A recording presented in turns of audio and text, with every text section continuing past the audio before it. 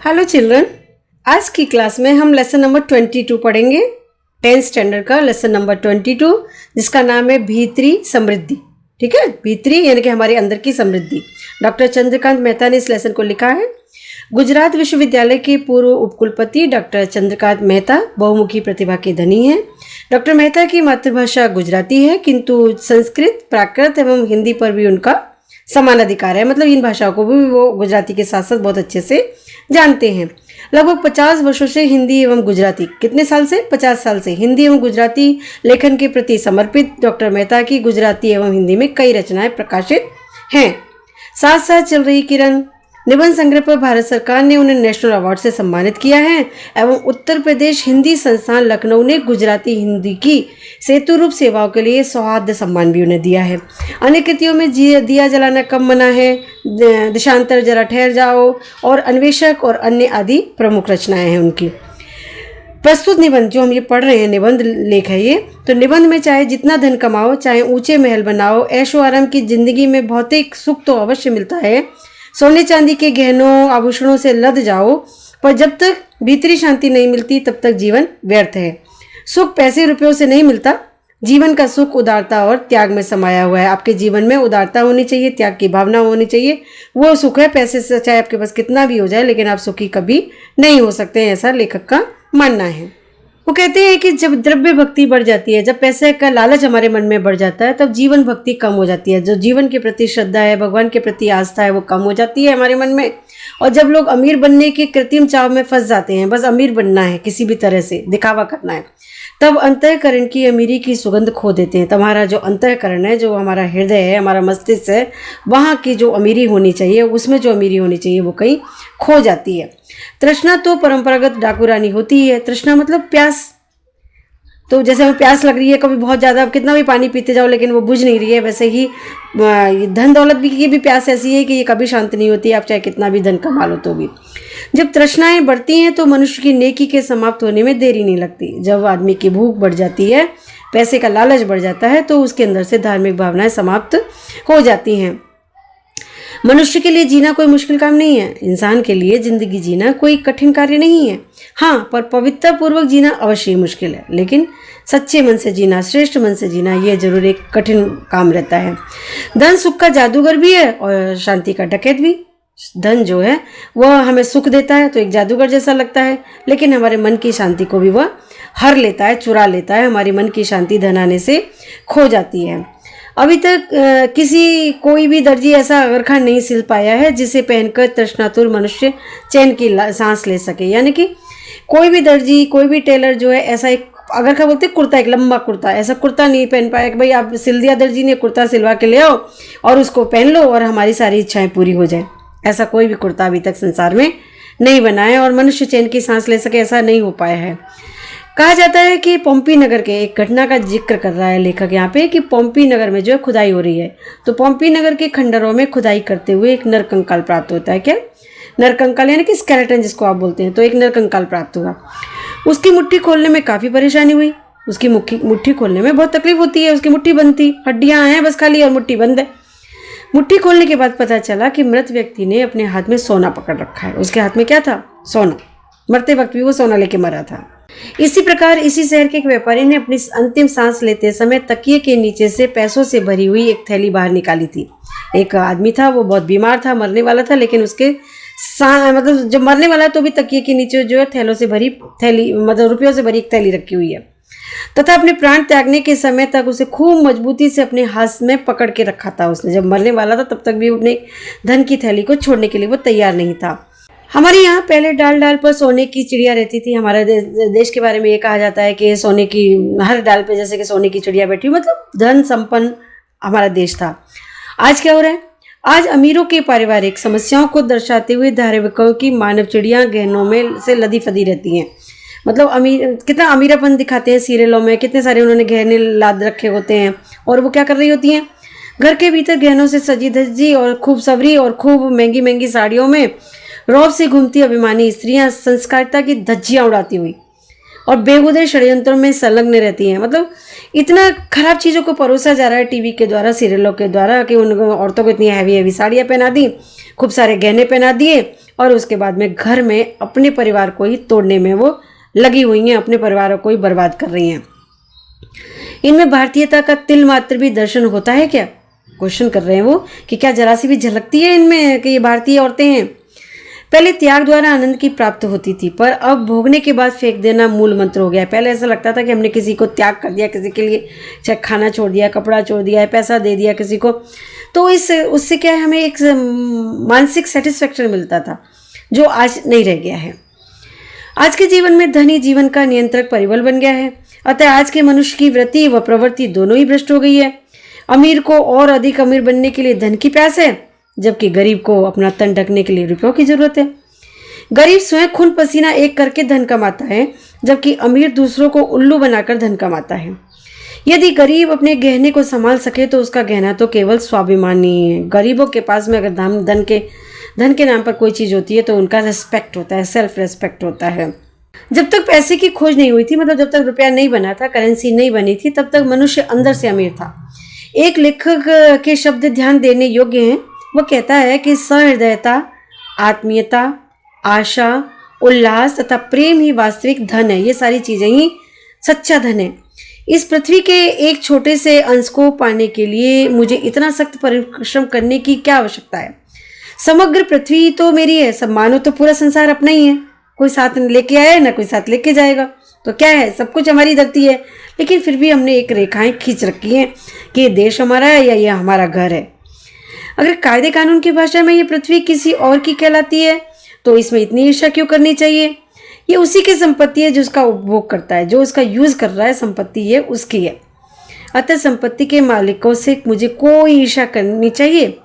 मैं रेल का किराया देकर देश भर की सेवा कर सकता हूँ। लेखक कहता है कि मैं रेल में का किराया दूँ और देश भर घूमूं, मुझे क्या जरूरत है कि पूरी ट्रेन खरीदूं मैं। मेरा मन हो तो ताजगी भरी सुंदर हरी घास, छोटे बड़े पौधे और मैदानों में लगे कीर्ति स्तंभ तथा सुंदर बारीक कारीगरी वाले शिल्प व सुंदर चित्रों का मैं उनको देखूं, है ना।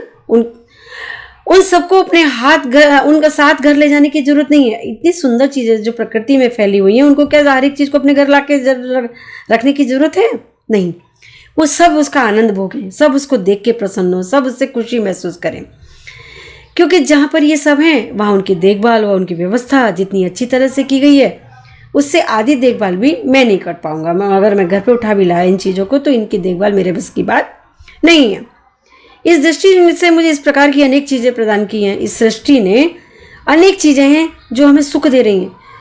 चिड़िया की आवाज़ हमें सुख दे रही है। चिड़ियों को सबको घर पर रखने की क्या ज़रूरत है? फूलों की खुशबू हमें सुख दे रही है, उनके रंग हमें खुशबू दे रहे हैं।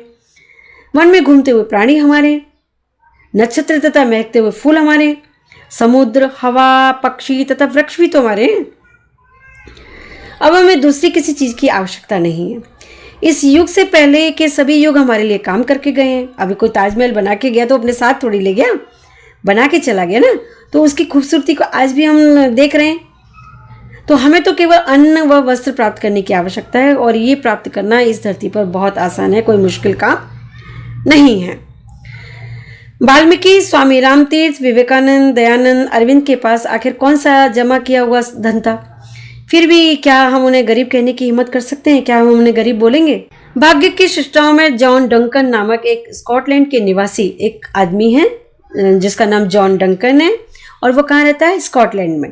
बुनकर का बेटा है, यानी कि कपड़े बुनते हैं उसके पापा, और उसके गरीब पुत्र की अमीरी का एक प्रेरणादायक उदाहरण है कि वो कितना गरीब था पहले और बाद में वो कैसे पैसे वाला बना। जॉन बिल्कुल अनपढ़ था, वो बिल्कुल जॉन जो है बिल्कुल पढ़ा लिखा नहीं था। संकुचित दृष्टि का अशक्त, संकुचित दृष्टि मतलब नैरो माइंडेड, कुबड़ा तथा आर्थिक दृष्टि से कंगाल और पैसे से भी बहुत गरीब परिवार का पुत्र था। जब वो अपने मोहल्ले में से गुजरता था तब बच्चे उसे चिढ़ाते थे, बहुत बार तो पत्थर भी मार दिया करते थे। उसने ढोर चराने का काम शुरू किया तो उसके मालिक ने भी उसके साथ अत्याचार किया। जब वो ढोर मतलब जानवर चराने जाता था किसी के, तो मालिक भी उस पर अत्याचार करता था। तो कभी कभी तो जॉन कपड़ों को निचोड़ते निचोड़ते ठंड में कांपते कांपते पूरी रात गुजार देता था। एक दिन जॉन की इच्छा हुई कि वह पढ़ाई करना सीखे।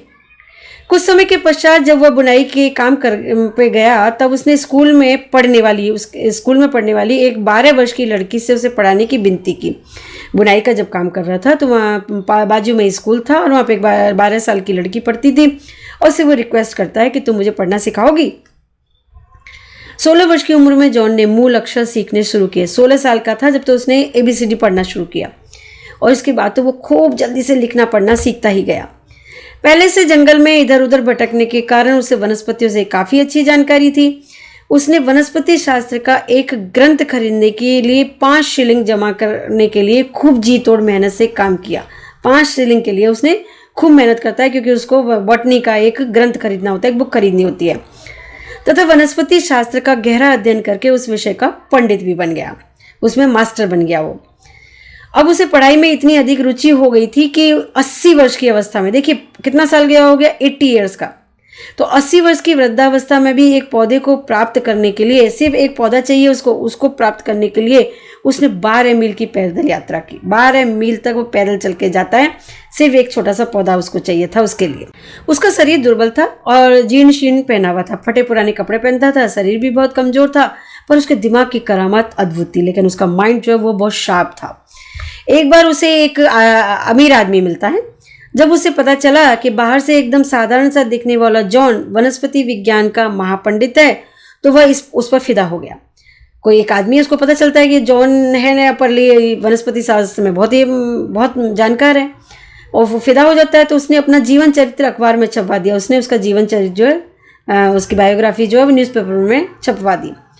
उसके बारे में पढ़कर बहुत से लोगों ने जॉन के पास काफ़ी बड़ी बड़ी रकम के चेक भेजे, परंतु जिसने धन को अपने लिए प्रयुक्त नहीं किया। जितना भी पैसा आया उसने उसको अपने लिए यूज़ नहीं किया और अपने वसीयतनामे में लिखा और अपने लिए एक विल बना दी उसने कि मुझे प्राप्त सारी धनराशि का उपयोग गरीब विद्यार्थियों के प्राकृतिक विज्ञान के अध्ययन के लिए किया जाए। मेरा जो ये धन है, मरने से पहले लोग विल बना के जाते हैं, तो वो बोलता है कि मेरी जो धनराशि है ये गरीब विद्यार्थियों के ऊपर खर्च की जाए, उनको प्रोत्साहन देने के लिए, उनको इनकरेज करने के लिए और स्कॉलरशिप देने के लिए, तथा पारितोषिक यानी कि इनाम भी दिए जाएं।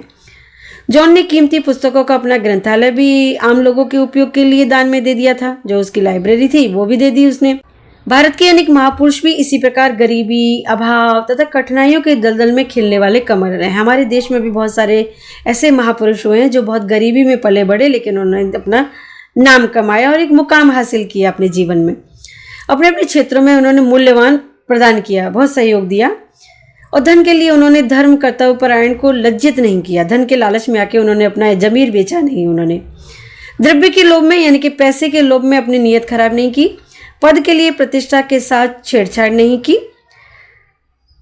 मनुष्यत्व अर्थात उदारता तथा उदारता के प्रयोग के लिए प्राप्त हुआ दैवीय वरदान है। इसलिए मुंशी प्रेमचंद ने कहा था कि मनुष्य यदि उदार बनता है तो देवदूत, अगर मनुष्य के विचार उदार है तो वो भगवान है, देवदूत है, और यदि खराब काम करता है या नीच बनता है तो वो शैतान है। सोक्रेटिस के मतानुसार दुनिया में सम्मानपूर्वक जीने के लिए सबसे सरल और आवश्यक उपाय है कि आप अपने आप को जैसा बाहर से दिखाना चाहते हो वैसा ही भीतर से भी बनो। सिर्फ बाहर से कुछ और अंदर से कुछ, ऐसा व्यवहार आपका नहीं होना चाहिए। वास्तव में मनुष्य स्वयं का ही विरोधी है। हम अपने सद्गुणों को स्वार्थ की बेवजह बुलेट से छलनी करते रहते हैं, यानी कि गोली चलाते रहते हैं। जीवन भर बाहर ही नहीं अंदर से श्रीमंत, यानी कि बाहर ही नहीं अंदर से भी पैसे वाले तथा अमीर बनना ही पैसा बचाने की कला है। तभी पता चलता है कि आप कितने अमीर हैं, कैसे खानदान को बिलोंग करते हैं, कैसी आपकी सोच है, कितने पढ़े लिखे हैं, कहाँ के रहने वाले, बहुत कुछ चीज़ें जो आपकी पर्सनैलिटी से, आपके बिहेवियर से पता चल जाती हैं।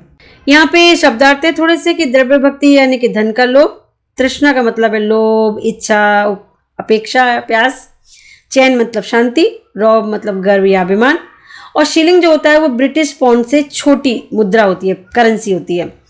जीर्ण शीर्ण यानी कि जर्जर, और बुलेट का मतलब है बंदूक की गोली।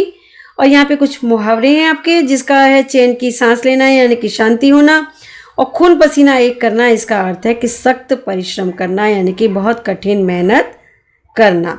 तो ठीक है, इस तरह से आपका ये लेसन कंप्लीट होता है। होप आप लोगों को ये लेसन बहुत अच्छे से समझ में आ गया होगा और ज़्यादा से ज़्यादा आप इसका लाभ उठाएंगे और अपने फ्रेंड्स को भी बोलेंगे कि वो भी पढ़ें और अपने मार्क्स अच्छे लाएं एग्ज़ाम में। ऐसी मेरी आप सभी के लिए शुभकामनाएं हैं। Thank you.